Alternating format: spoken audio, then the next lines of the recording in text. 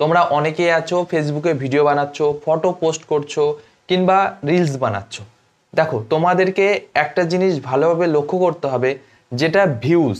ধরো তুমি আজকে টোটাল ভিউজ দেখতে পাচ্ছ তোমাদের 100টা কিংবা 500টা কিংবা 1K 2K এরকম অনেকেরই হয়ে থাকে।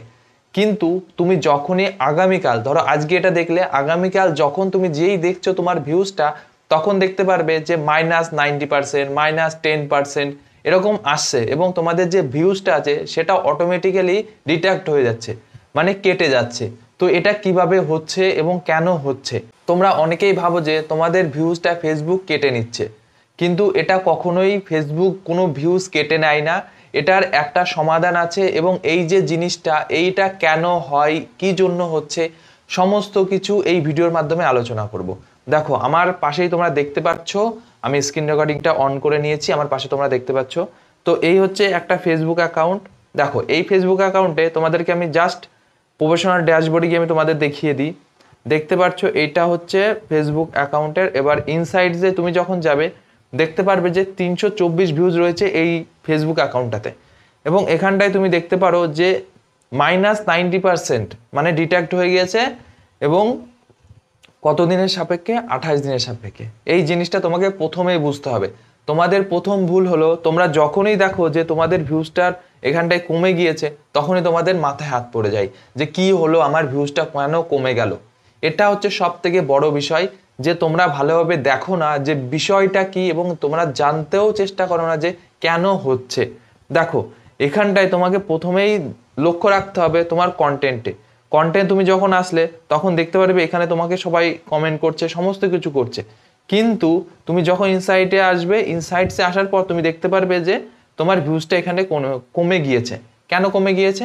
কারণ দেখো, এখানটায় লেখা রয়েছে মে 14 থেকে জুন 10, মানে এই যে এই টাইমটার মধ্যে তোমার ফেসবুকে যত ভিউজ এসছে, সেটা তোমার রিলসে হোক কিংবা তোমার লং ভিডিও হোক কিংবা তোমার ফটো হোক, সমস্ত কিছু যদি এখানে অ্যাভারেজ করে দেয়, তো সেই সাপেক্ষে এই যে টাইমটা, এই টাইম পিরিয়ডের মধ্যে তোমার যত ভিউজ এসেছে সমস্ত কিছু তুমি দেখতে পারবে। কিন্তু তুমি একটা জিনিস ভালোভাবে লক্ষ্য করো, যে এখানটায় কি লেখা রয়েছে, ফ্রম প্রিভিয়াস 28 ডেজ, মানে 28 ডেজ, মানে আজকের, মানে এই যে 10 তারিখ দেখতে পাচ্ছ, এই 10 তারিখ যখনই 11 তারিখ হয়ে যাবে, তখন এই যে মে 14 তারিখটা, এটা মে 15 তারিখ হয়ে যাবে। এবং এই যে ভিতরের যে 28 দিনের গ্যাপ, সেই 28 দিনের গ্যাপের সাপেক্ষে তোমাকে দেখতে হবে ভিউজটা।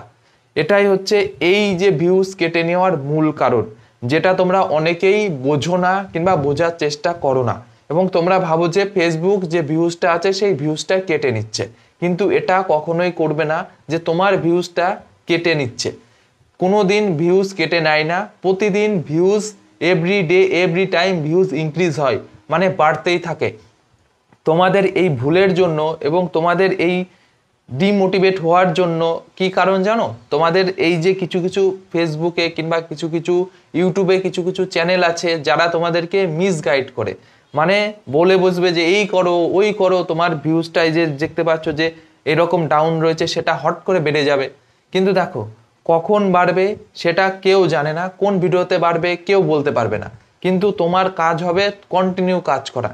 এবার তুমি ভাবছো যে না, আমার এই ভিউজগুলো ইনক্রিজ করবো কিভাবে, সেটাও আমি পরবর্তী ভিডিওতে তোমাদেরকে ভালোভাবে বুঝিয়ে দেব, এবং এক্সাম্পল স্বরূপ তোমাদেরকে দেখিয়েও দেব যে কীরকমভাবে কি করলে ভিউজটা ইনক্রিজ করতে পারবে। তো এই হচ্ছে আজকের ভিডিওটি ভালো লাগলে অবশ্যই একটা লাইক করো, আর ইনফরমেশন ভালো লাগলে কমেন্টসে বলো যে কেমন হচ্ছে ইনফরমেশনটা। আর ঠিকঠাকভাবে যদি আমি ইনফরমেশন দিই, তাহলে চ্যানেলটিকে অবশ্যই সাবস্ক্রাইব করে পাশের বেল আইকনটি প্রেস করবে।